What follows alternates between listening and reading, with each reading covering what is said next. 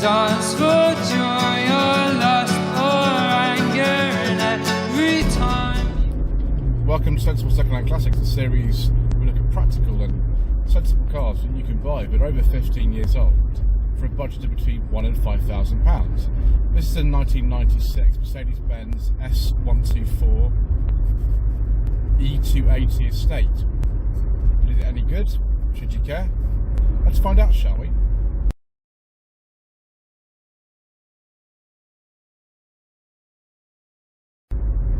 So the W124 Mercedes-Benz, known as the first E-Class, was introduced in 1985, although we only got this estate model in the UK in 1986. We've already looked at a 220 CE from 1993 on the channel at some point last year.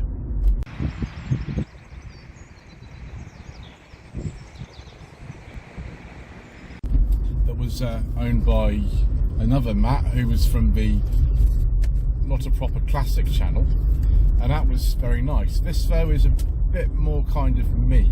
It is the estate model. The W124 series is quite confusing, but overall they're known as W124, and that's the saloon model. And then there's also an A124, which is the convertible. The S124 is the estate, and of course the coupe over C124. This particular car uses a 6-cylinder engine, 2.8 litres, 197 brake horsepower. Although through this automatic gear, which is a 4-speed auto, it doesn't feel very fast at all. Also, we've got a steering box in here as opposed to rack and pinion, which is a classic Mercedes-Benz thing at the time. And I'm not sure the steering is necessarily the best in this either. We will go over sort of powertrain options for these sort of later on. There are quite a few of them, and they're quite confusing in Mercedes, because the badging changed later on in the production life of the W124 from being called the 200E or whatever to the E200 in 1994 to bring it in line with the new C-Class. So this is just a continuation, it's not a brand new model or anything. And a very late one this is too. 1996 was the last year for these estates. The W210 series would come in 1995, and actually the Cabriolet's continued in 97. This is one of the last of the estates. It's been in the same family from new since 1996, which is remarkable. I hope we've still got original dealer plates on this. Very privileged to be driving this car courtesy of Eubanks Auctions. Thank you once again to Matt and George for allowing me to have a go in this.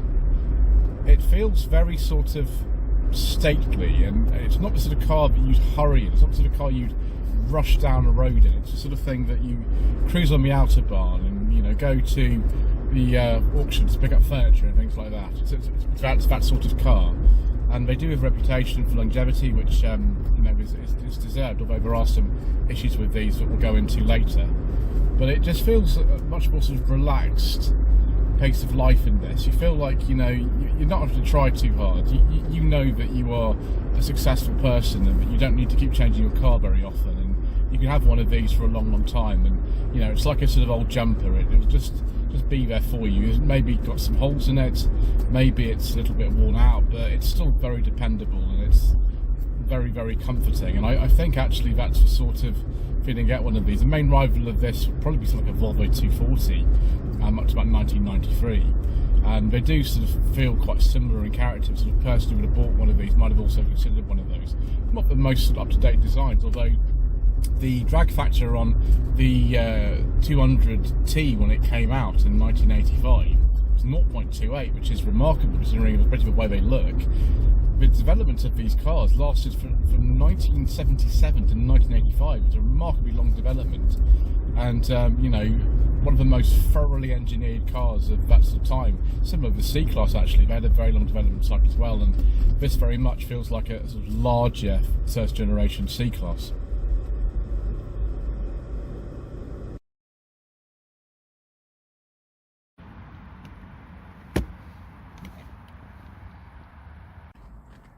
So this is where it gets complicated. I needed to actually pull over and record this because I can't remember all this in one go. So when the car was launched in 1986, there were 3 engines available. There was a 2-litre 200T with 109 horsepower, the 2 litre with fuel injection. The T was just a carb, 118 horsepower. And then the 230 TE, which had a 2.3 engine and fuel injection, 132 horsepower. Later on, the 300 TE became available, the 8-valve version, 180 horsepower, 1988. There's also a 4-matic version of that available. In 1989, a 24-valve version of the 300 TE became available that had 220 horsepower. Then it starts getting a bit complicated. The new version of the E320, what was called initially the 300 TE, but actually had a 3.2 engine, which generated 220 horsepower, became available. In 1993, that was changed to be called the 320 TE. In 1992, the 8-valve engine was dropped and was replaced with this 6-cylinder 2.8 litre E280, 197 horsepower. In 1993, the 4-cylinder engines were replaced with the 200 TE 16-valve, 136 horsepower, and the 220 TE with 150 horsepower, the M111 engines. In 1994, all the cars had their naming redone and they became the E-Class. So E200, E220, E280, E320. And then right at the top of the range was the E36 AMG with 272 horsepower. There are also some diesels available, but as usual, due to controversial government legislation and all kinds of other reasons, we don't talk about diesels on this channel. So, the classic Mercedes estate. This is a very, very late S124, registered in 1996. I don't know whether these are the original plates on it or not, but they're certainly very, very old ones. I'll open up the boot. Unfortunately, someone has cracked the rear bumper. It could probably do with a new one, to be honest. And probably a new number plate as well. There we go, 7 seats. And 7 seats of beige leather.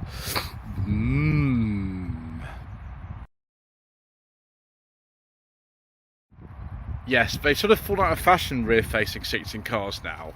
My mother's Volvo 240 used to have them as well. But you realise that your children are in the sort of impact zone if they get hit from the back. So maybe not as safe as you'd imagine. But there we go anyway. Reach up and shut the tailgate. You could have a badge on the back saying E280 on this one, but for some reason it hasn't got it. Maybe it's been removed and maybe you just deleted it at the start.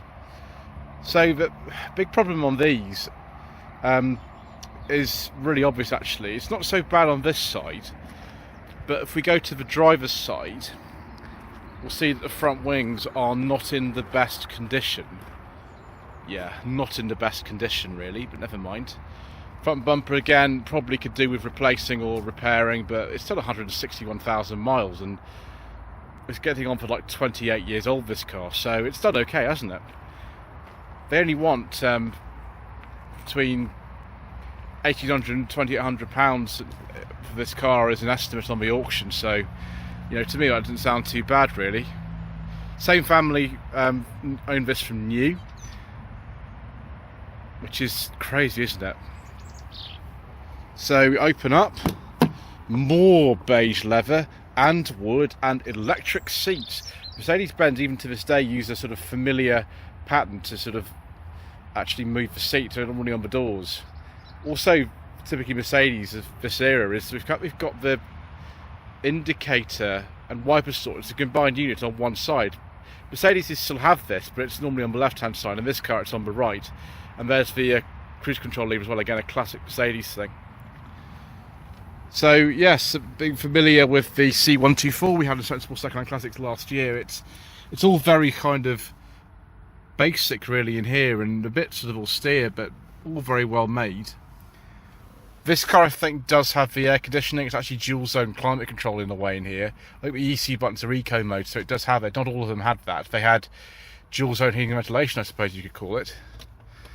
We've got a damp dash tray there. Heated seats. Excellent. full electric windows. I think that's the electric mirror switch there. There should be probably a cover on top of there, but that's come off at some point in the last 28 years. Ignition key goes on the left hand side here, probably out of the way of the driver's knee. There we go, just under 161,000 miles. We've got as well, I think, an all pressure gauge as well as the standard gauges in this car. Clock actually showing the right time, which is good. One thing I'm slightly concerned about is the glove box has been taken away by the airbag, which isn't great. I mean, the door bins are big enough, but that's a bit of a shame. It just shows actually this is one of the very late cars. There's the parking brake release. You actually get a foot operated parking brake. There it is. Again, classic Mercedes thing. The thing is about with the manual cars, and I have driven a manual W280 C-Class, which also has this system in it. It's a right pain trying to do hill starts with a car with foot operated parking brake. It's crazy. But this is an automatic like most of them were. You could get a manual, of course, in an S124, but they didn't tend to be particularly popular. I think S is Standard in this, and E is Eco. I don't think it's Sport mode necessarily. So yeah, suppose we better get in the back and have some more beige leather comfort. If it were me, I'd fit some alloy wheels to this car as well, but you know, just my preference really. Yeah. We have comfort. We have headroom, even with the sunroof. I'm not going to touch the sunroof because it's a very old car, but yeah, we have comfort. We've got Blaupunkt speakers missing their grills, and you know, we've got elaborate seatbelt arrangements and twin courtesy lights in the back. The only thing we don't have is an armrest.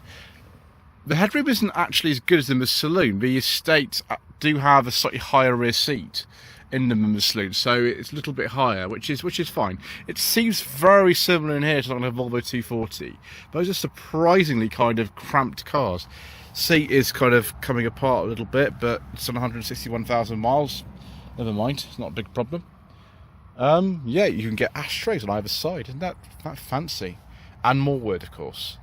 This model has electric rear windows. You didn't get that on all of them, of course. Yeah, there's even a place to put the little sort of dog guard or something. I think is where you put that. But if you got one of those in there, an adjustable height seatbelt.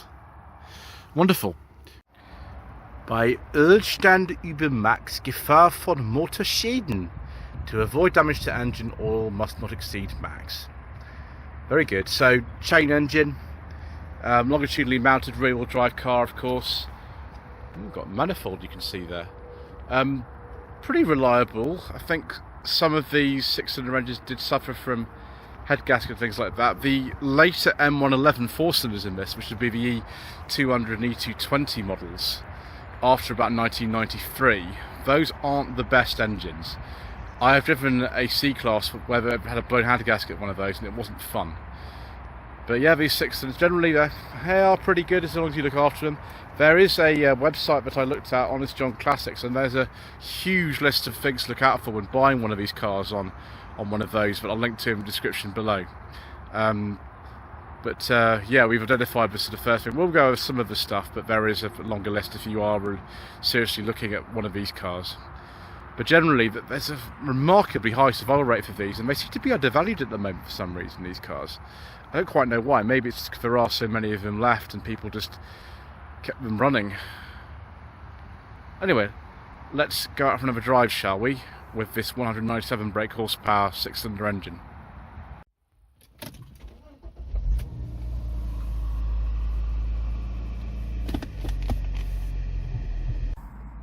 Let's look at just a few common faults with the W124 series Mercedes-Benzes. Rusty front wings we've seen. The mono wiper can be brilliant, or maybe there's a reason why most manufacturers didn't copy it. Until 1988, the timing chains on four-cylinder cars can be quite problematic. They're called the simplex ones. The later ones are better. The full operated parking brake can take a bit of getting used to, or sometimes they can break. Oil leaks, uneven tyre wear. The 300 models can be prone to cylinder head cracks. The HT lead wiring loom on the 280 and 380 can go. Automatic gearbox needs servicing. And of course the M111 4 cylinders, the cylinder head stretch box can go, and that can blow the head gasket. There's a much more comprehensive list of faults for these cars on the Honest John Classics website. I'll link to that in the description below.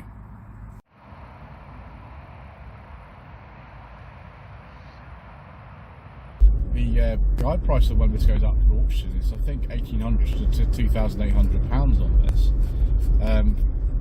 And yeah, you can tell it's had a life. Some of the bodywork is not necessarily the best, and you know, some of the interior is a little bit on the tired side. But I really actually quite like this. I feel like I want to sort of slow down and live at a slower pace of life in having this. And I think that, you know, the car would probably outlast me if I looked after it, because it just seems to just want to keep going. The engine feels really strong considering how old it is. It's obviously been well looked after. It's not a car that you want to have in a hurry or go for a quick blast on a country road. It's more just kind of, you know, getting on with sort of everyday life and thinking that, you know, if you look after this, then you'll be able to pass this down to someone else in your family for the next generation. It's the sort of person who would own a car like this, and I really do see the appeal, particularly if you've got 7 seats in this one, so you can take all the family with you.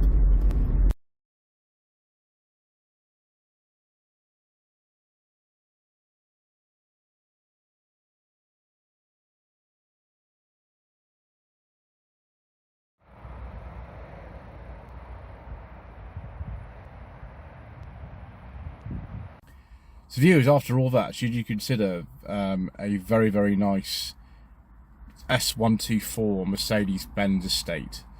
Well, I don't see why not. As long as you're aware of these faults that we've covered and are covered elsewhere comprehensively, these cars do have a reputation, and I think it's overall it's justified.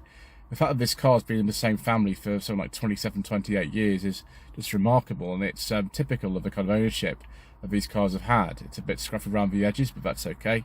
And where I'm sitting, it's a very comfortable beige leather interior. Anyway, thank you ever so much indeed once again for watching. Please don't forget to subscribe to the channel, like this video, leave a comment below, and we shall see you again soon for some more reasonably priced nostalgic motoring.